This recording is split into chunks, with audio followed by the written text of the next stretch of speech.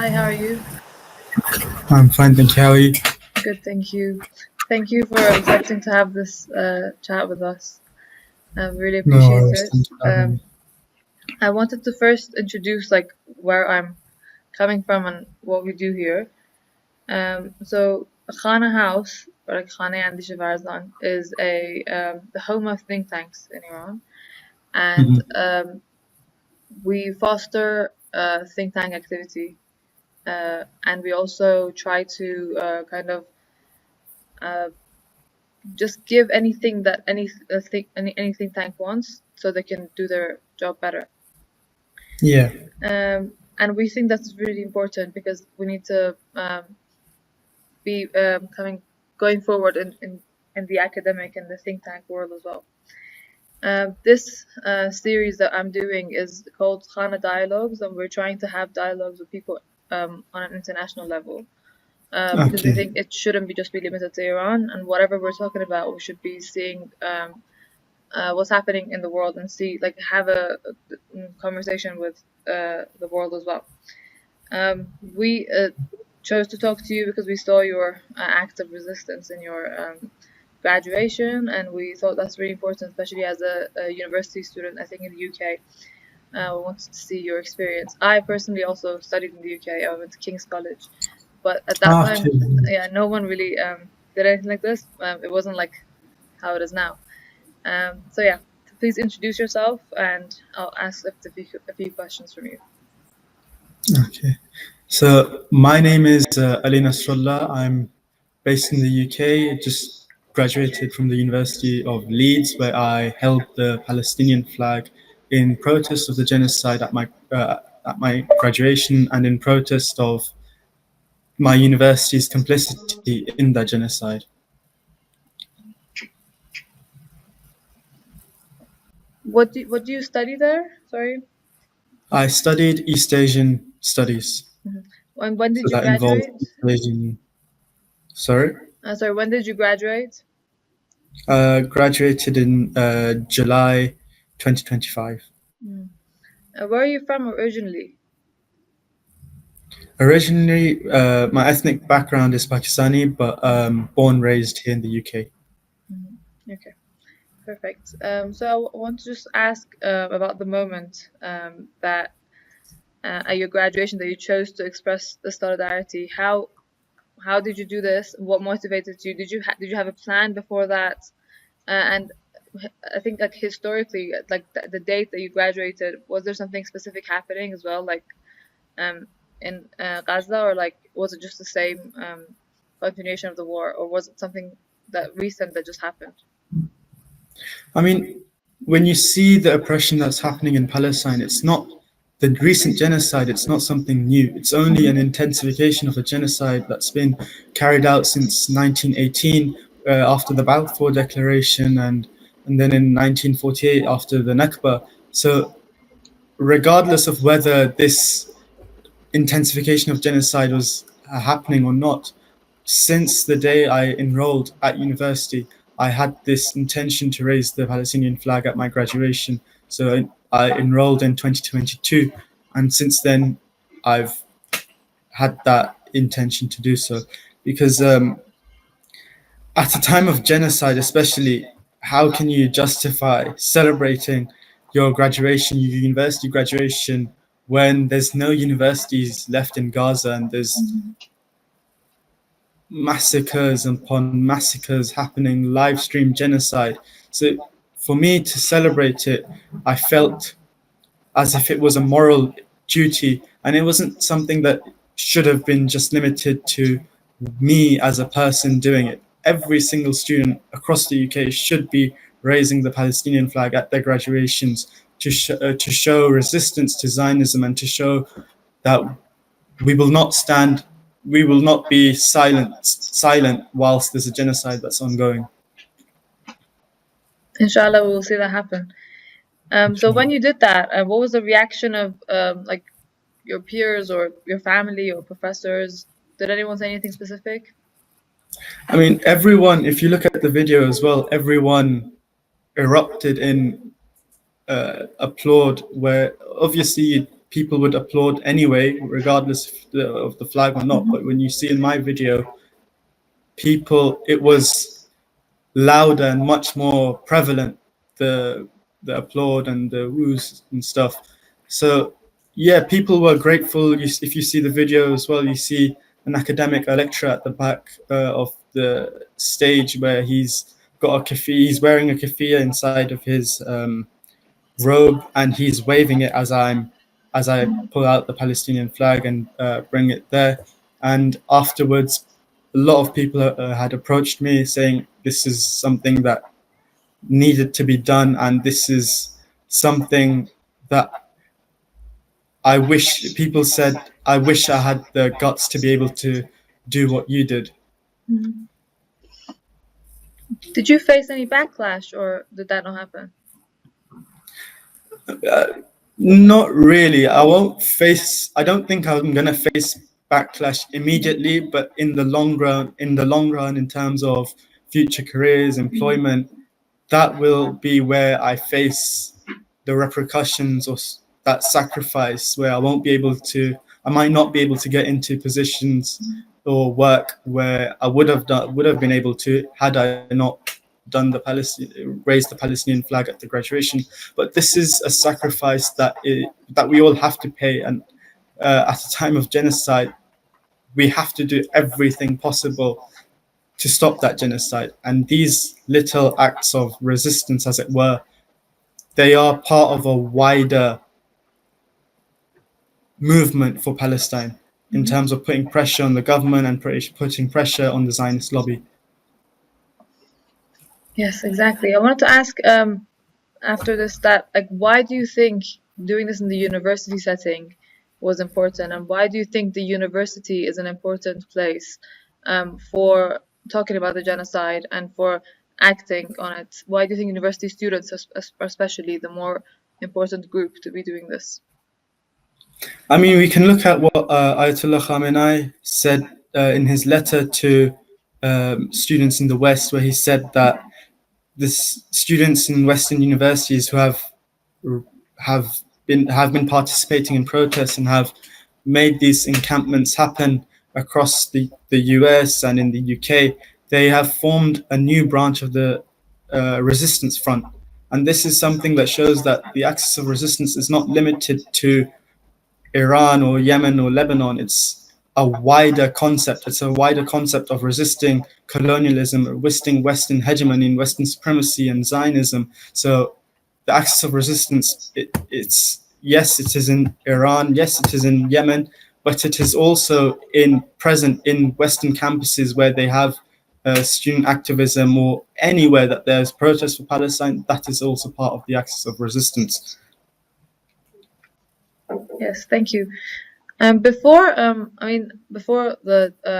7th, you weren't in university, were you?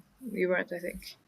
I was for 1 year. Okay, so in that 1 year, I want to ask, like, do you see the difference between that 1 year and what's happening now? Because when I was in university, I think we had the Palestine Society, but it wasn't doing much. It was only, I guess, having a few protests in the weekends, or like having just a few gatherings outside of the university, or we just sat together and talked about the issues.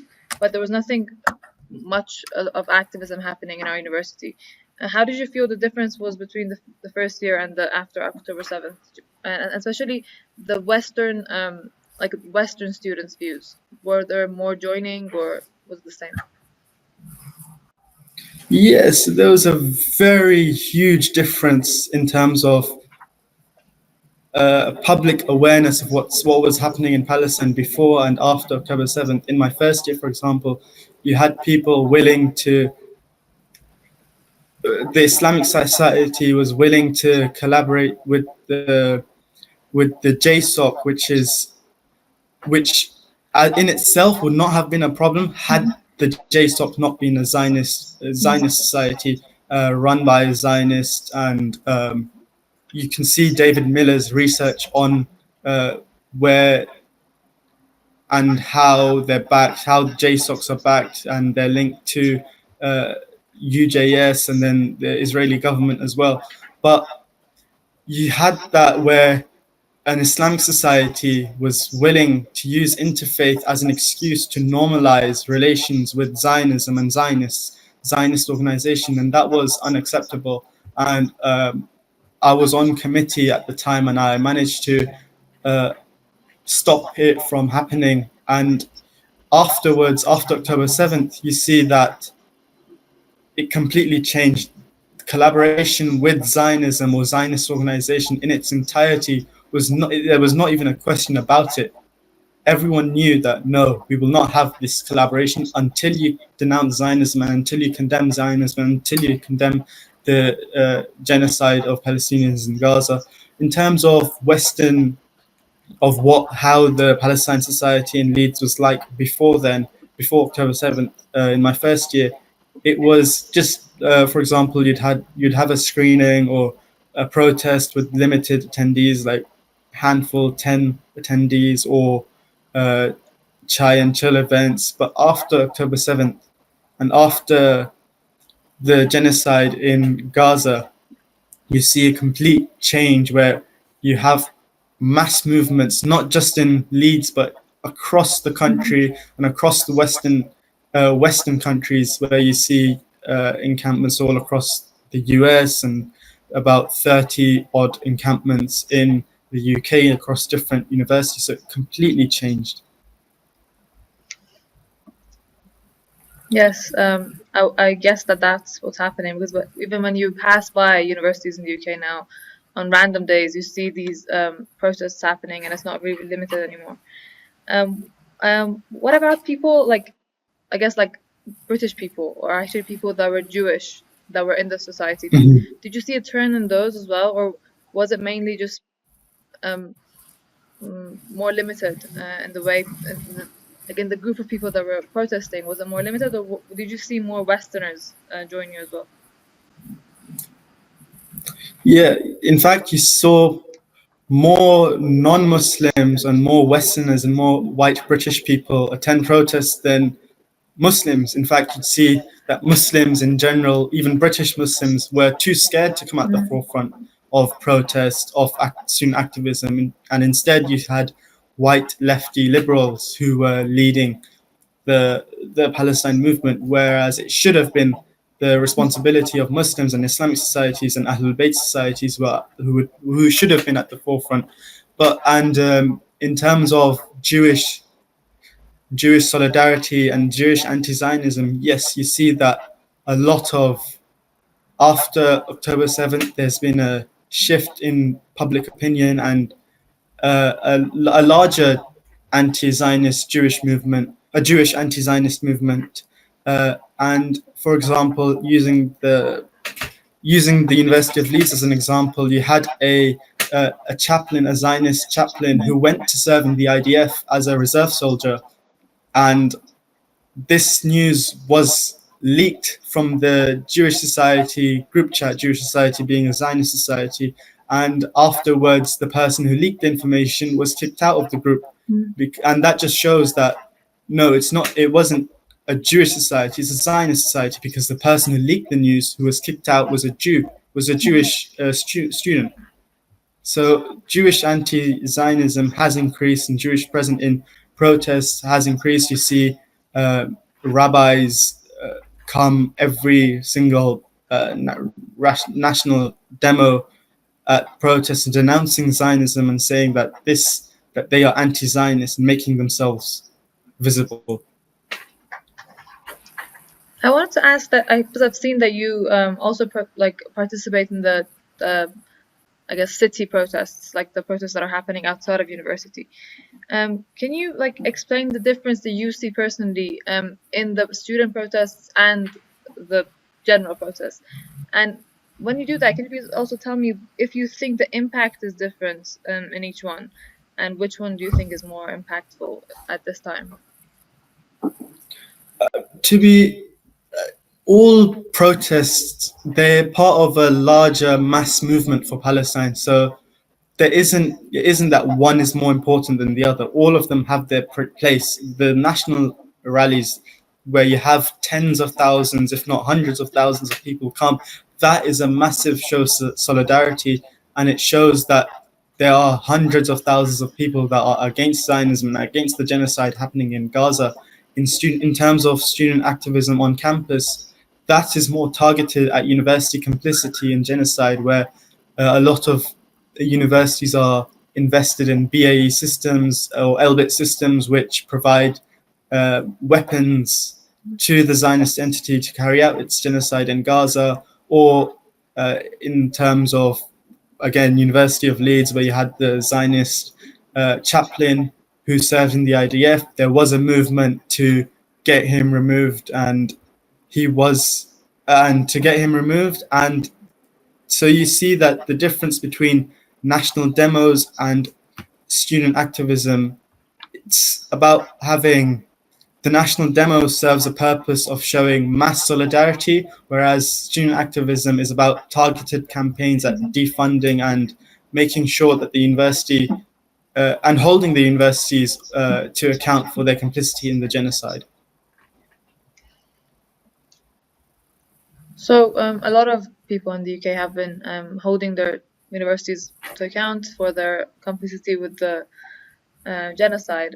Do you have any hope personally, and if this is gonna be better? And do you think this has happened even a little bit? And if you think that that's the case, what do you think the role of these academic institutions are in situations like this? If it was in an ideal world. So, sorry, do you mind repeating the question? Of course, yeah. So imagine if you were in an ideal world, what do you think the role of academic institutions like universities, especially in the West, would be in a time of genocide? And I also asked that, have you seen an improvement in what they've been doing since the process have started, not specifically in Leeds, but just countrywide in the UK?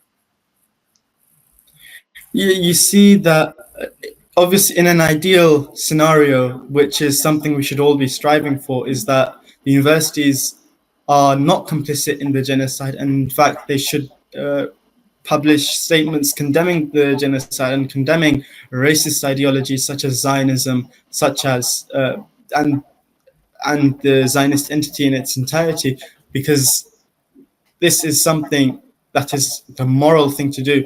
Universities have turned from a place of producing critical thinking to a place of manufacturing weapons for entities that are carrying out genocide. So what the universities should be doing is completely divesting from the Zionist entity and divesting from these weapons manufacturers whose weapons are being used in the genocide. And that is the ideal scenario. In terms of the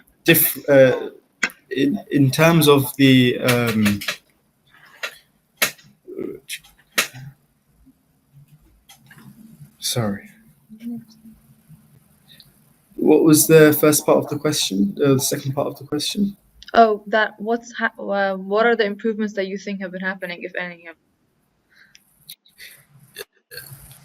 That is difficult to measure, but it is definitely, there are improvements where, even if it is not as improvements institutionally, you have an environment on campuses where it is normalized to wear keffiyehs, it's normalized to have protests, and it's normalized to say that they stand up against Zionism and they're anti-Zionist, whereas before you have people like David Miller fired from the University of Bristol for expressing anti-Zionist beliefs. And this is a change that is quite significant and should not go unnoticed.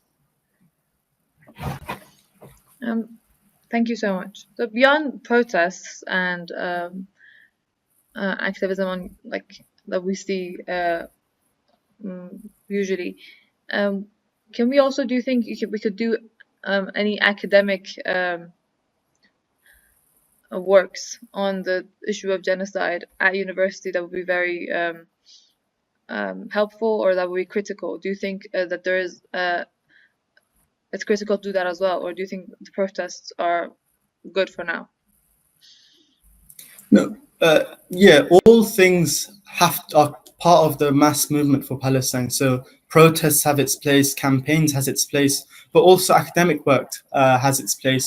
Academic work on Zionism and explaining that, or explaining, for example, in Asa Stanley's book, Weaponizing Anti-Semitism, he explains how the Zionist lobby brought down Jeremy Corbyn, or explaining Zionist ideology, where it comes from, what its nature is, or the history of Palestine, or even academic reports on the current genocide in Gaza, which there is not much of. This is all very important, because when you tell people that this is happening, they might ask, "Oh, where did you see it?" You'd say, "Oh, I saw a video on social media." That does not have the same value as referring back to books such as books and academic articles such as the books I already mentioned, Weaponizing Anti-Semitism by Asa Stanley, or The Idea of Israel by Ilan Pappé, who is a Jewish anti-Zionist, by the way. Thank you so much. One thing that I want to ask about from the beginning is about, I think this is your room. You have a lot of pictures of Imam Khomeini and Abu Khamenei. What is your view on Iran, and especially after the war? And do you think, I mean, I get too many questions, but I think I wanted to ask as well, do you think people's views have changed in the UK towards Iran? Because in the recent protest I saw, there were pictures of Iranian leaders as well, and the protest, it was very shocking, and also was a nice thing to see for me. Just wanted to see your views. I mean, before, people weren't aware of how Iran has been backing Palestine and the resistance in Palestine, and prior to October 7th, they were saying that Iran is, for example, all talk and nothing more than that. But after October 7th, people woke up and saw that all Arab regimes were not only not standing against Israel, but they were also complicit in the genocide.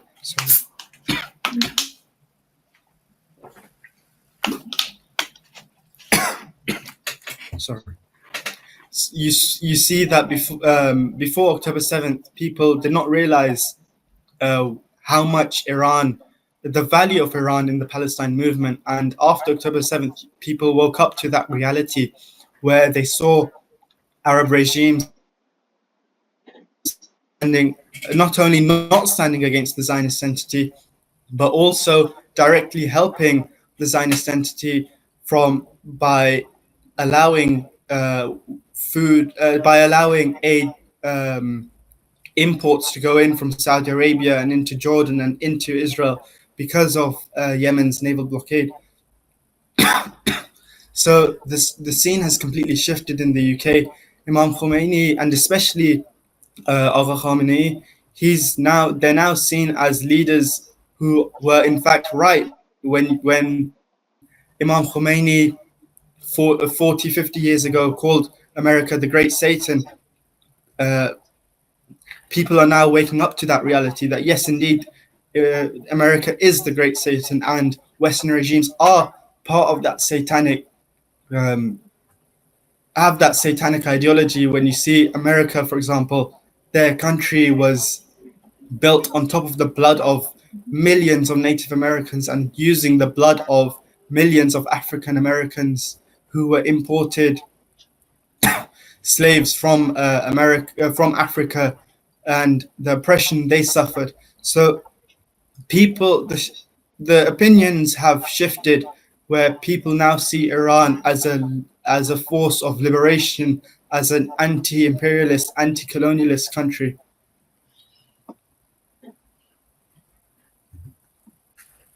Thank you so much. Yeah, that has been happening, and I guess things like this happen in a wartime, or in a negative time. We see stuff that become more clear to everyone. One other question that I had is that like students in Iran are less active in the way the students in the West are, like in the form of like making protests and stuff like that. I've seen that as a comparison, comparing London to Tehran specifically. What do you think like what do you think they should do, and how can this be started as it was started in the UK? How can it be started and even become better, because this is Iran and it's not the UK? I mean, the first thing is that the situation in Iran and the situation in the UK is not the same. In the UK, you have universities complicit in genocide and complicit in funding the genocide, whereas in Iran, it's the opposite, where you have the government is in support of the resistance and supporting the resistance. So in Iran, I cannot say much about the ground realities in Iran, as I'm not an Iranian and I don't live there. But in terms of what their role is not the same as the role of ours in the UK, because we are in the belly of the beast. We live in the heart. We live in the Darbar of Yazid, as it were, where we have to speak out against these oppressive realities and the oppression that the universities and the government and the regime and the establishment funds in Gaza or elsewhere across the whole world. In Iran, something that Iranians have to realize is that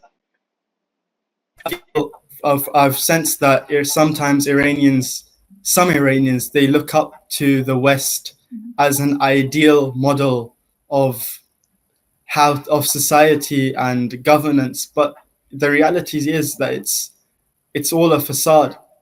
You have the West itself was built on the genocide of hundreds of millions of people across the world.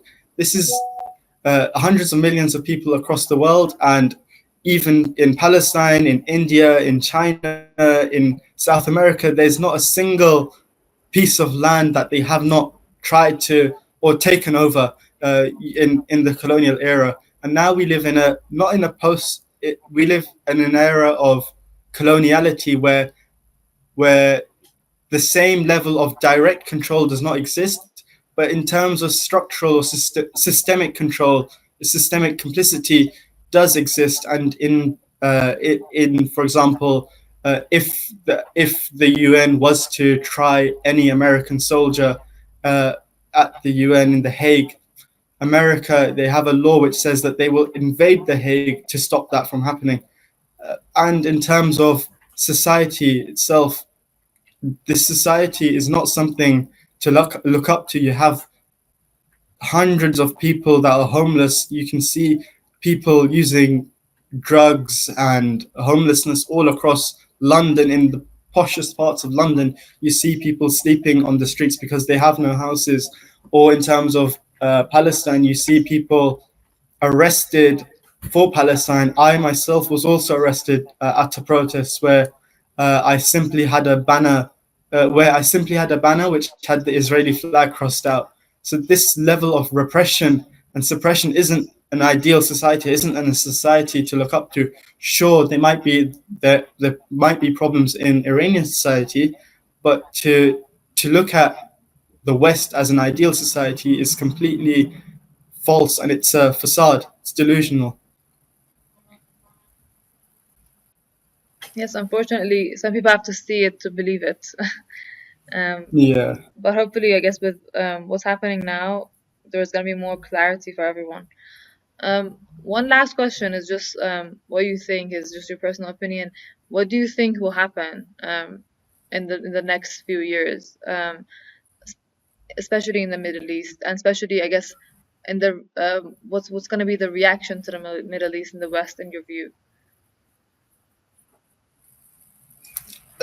It's hard to say, but definitely there's going to be another round of war between Iran and the Zionist entity in the next few months or so.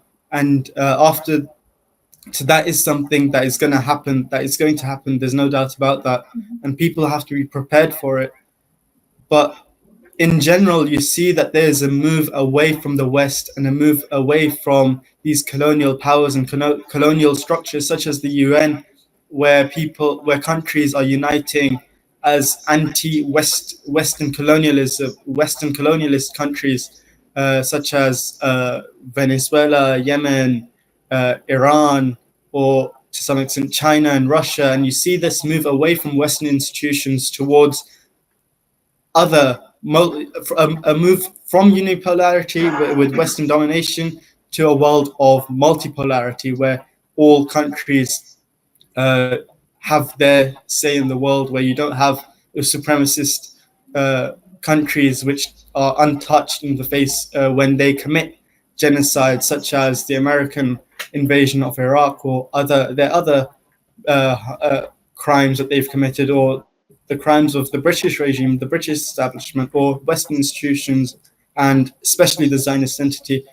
So there is that shift that's going to happen, but it's probably going to be a violent shift, because empires at the end of their demise, they are always the most violent. Yes, we have to learn from history in this sense. One last thing is, have you been to Iran before? Yes. Yes. Recently or when you were a child? I was the last time I went to Iran was pre-COVID. I was there when Haj Qasim Soleimani was assassinated. I was in Qom, and I went to the march that was between the shrine of Hazrat Masumeh and Jamkaran, and I was part of that procession. What a blessing to be part of it. Hopefully you can come again soon and we can visit you in person, inshallah.